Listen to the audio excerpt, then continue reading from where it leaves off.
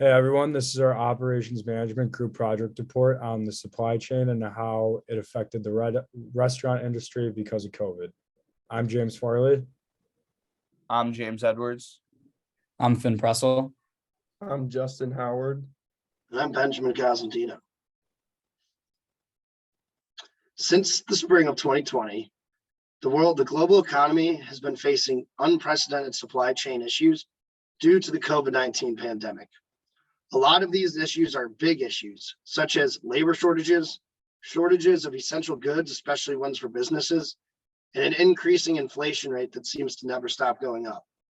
Large businesses and industries, especially restaurants, were basically shut down the whole first year of the pandemic, and right now are trying to reopen at pre-pandemic levels. This is proving very hard for most of them because there are labor shortages and increases, and there's also a high increase in demand. This also creates an increased cost of essential business needs, including labor and any other products that they might need in order to supply their business.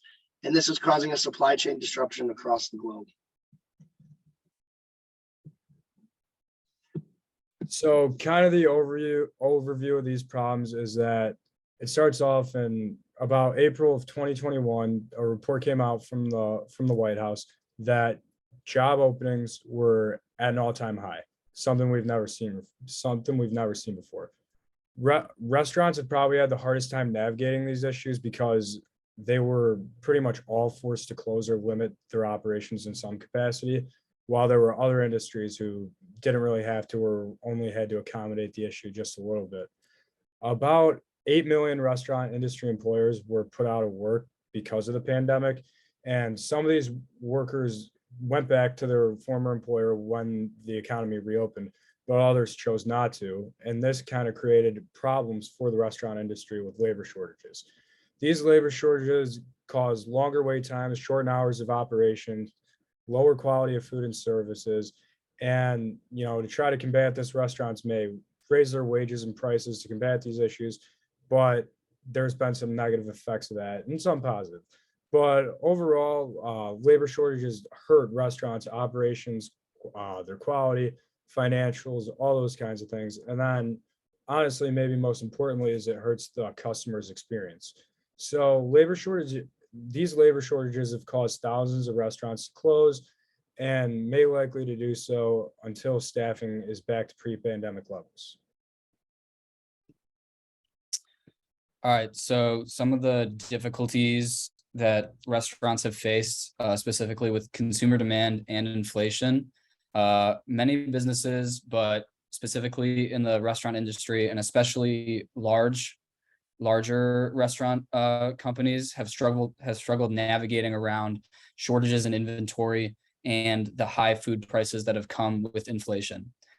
Since the world began reopening, restaurants were some of the last companies to open their doors, and producers and manufacturers of food for restaurants have had to speed up their supply and production lines to keep up with the ever-increasing consumer demand, which has been difficult to do because of the labor shortages and the inflation of supply.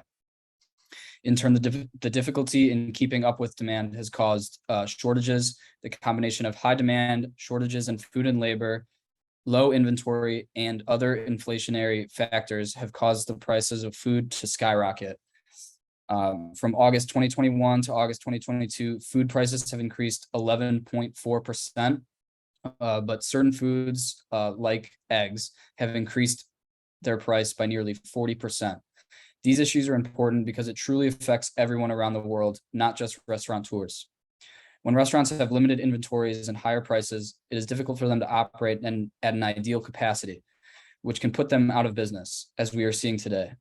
Also, as college students and consumers on small incomes, we notice the effects of inflation and the lack of supply for the simple goods we need, like eggs and milk and simple goods that we buy on a daily basis. We've really noticed the effects of inflation and the higher food prices that have come because of inflation, low supply, and high consumer demand.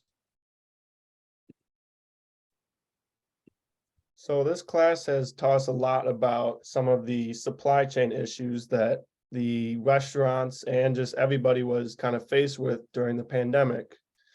So one of the first concepts we talked about in this class was processes and bottlenecks. So a process is just a resource with the smallest capacity in the process, or in this case scenario, the weakest link.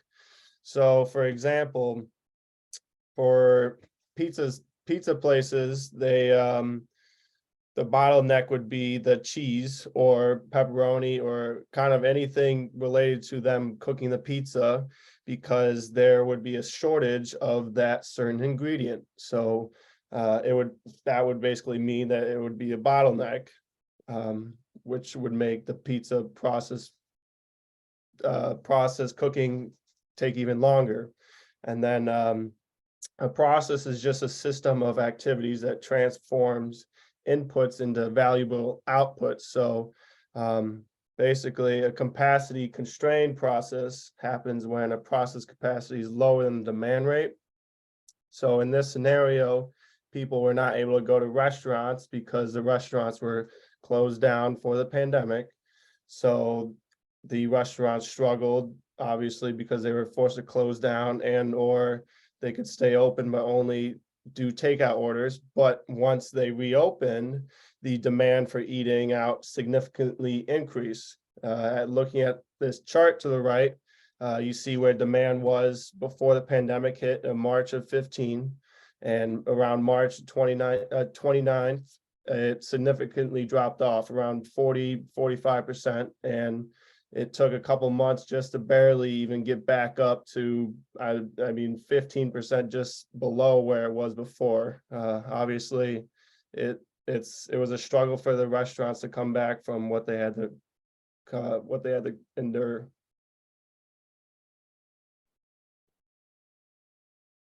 As far as connections continued, restaurants could not keep up with the demand rate, and they had very low process capacities due to employment numbers. When examining the labor shortage issue and how it impacts customer satisfaction, it is important to look at the lead time. Lead time is the time between when an order is placed and when it is delivered. When a restaurant has a labor shortage, it requires fewer employees to do more activities. If an employee has to take a customer's order, prepare the food, cook the food, and then bring it to the customer, there's going to be a longer time period in which the customer waits than if there are multiple employees who are designated to perform each activity. Another concept we learned about in class was employee turnover. Employee turnover is the number of new employees recruited per year divided by the average number of employees. The higher the employee turnover, the less experience the average employee will have with his or her job. Finally, this concept can also be applied to higher costs and longer waits in food production. According to Forbes, food production costs also increase due to labor turnover, investments to protect product from contamination, and additional worker training costs. When restaurants opened back up, many had to hire new workers because previously tenured employees left permanently, creating higher employee turnover. Revealing the issues increased labor turnover had on food production. As noted earlier, the costs of food have increased drastically, and so has the cost of production and production time.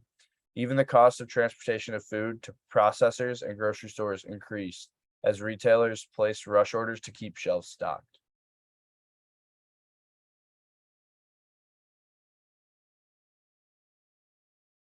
So there's a few different ways that restaurants have tried to combat these problems, and maybe can, just depending on if it works for them and works within their budget and their financials and things like that. So pretty much what employers could do to get people to come back to work is they could offer incentives and make people really just want to come back and want to work for them. One of the ways they could do this is reduce shift times by closing doors during slow time periods. So if there's a time period, say afternoons or early afternoons are very slow, then the restaurant could decide, maybe we will open at 3 or 4 o'clock later in the evening.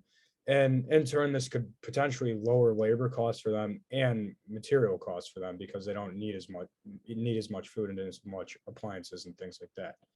And they could also try to create a fun work environment by offering, paid social events and team building activities, and make people really want to come to work and have a fun time. And last but not least, I could try to increase wages.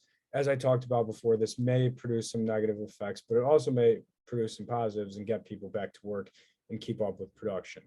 And also too, what should be noted is that hopefully over time, this issue will kind of resolve itself as we get back to normal and things start getting back to normal levels with the pandemic and with the economy. And that would be the conclusion of our presentation.